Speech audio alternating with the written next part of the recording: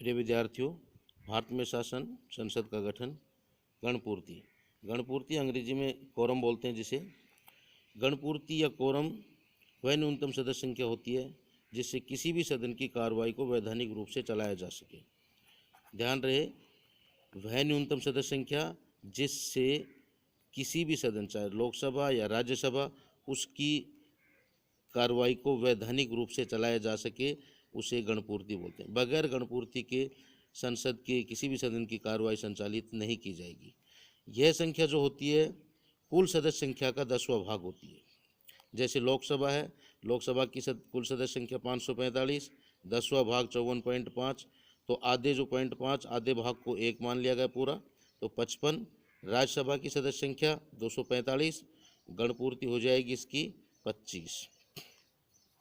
अब संसद में भाषा, संसद की जो भाषा है वो हिंदी और अंग्रेजी है।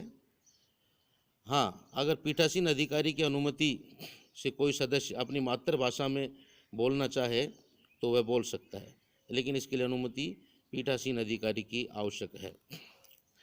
अब मंत्रियों और महान्यायवादी के संसद में अधिकार, सभी मंत्री और महान्यायवादी संसद के किसी भी सदन में बोलने या उसकी कार्रवाई में भाग लेने का अधिकार रखते हैं।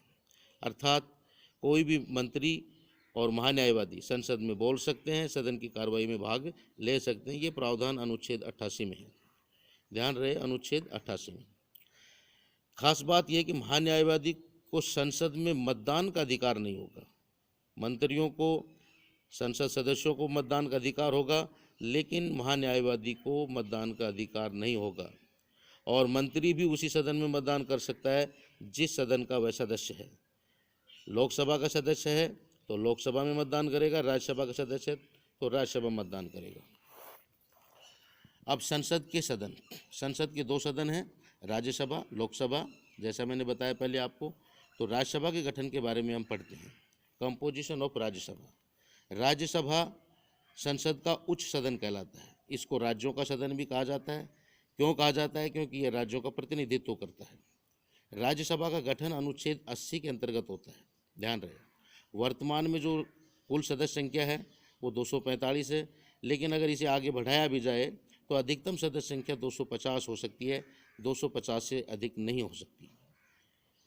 12 सदस्य राष्ट्रपति द्वारा मनोनीत किए जाते हैं। ये मनोनीत सदस्य कौन होंगे? ये ऐसे व्यक्ति होंगे जिनको साहित्य, विज्ञान, कला या समाज सेवा में विशेष अनुभव हो। और ये बात जो ली गई है ये आयरलैंड के संविधान से लिया गया है प्रावधान। और शेष 238 सदस्य, अर्थात 250 में से 238 सदस्य विभिन्न राज्यों से और केंद्र शासित प्रदेश अर्थात संघ राज्य क्षेत्रों से निर्वाचित किए जाएंगे। वर्तमान में राज्यसभा की संरचना के बारे में देखिए। कुल सदस्य संख्या जो है 245, 12 सदस्य राष्ट्रपति द्वारा मनोनीत, 229, ध्यान रहे, 229 सदस्य विभिन्न राज्यों से निर्वाचित होंगे। ध्यान रहे, विभिन्न राज्यों से। ये निर्वाचित, बिल्कुल ध्यान रहे, मनोनीत सदस्य 12, निर्वाचित 229 सदस्य और वो राज्यों से, ये ध्यान रहे।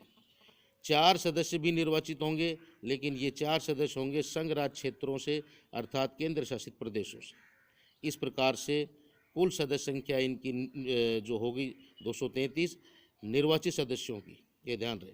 अगर आपका सवाल बनता है कि कुल निर्वाचित सदस्य राज्यसभा में कितने होते हैं, तो उत्तर होगा इसका 233। धन्यवाद। अगला वीडियो अभी अपलोड कर रहा हूँ।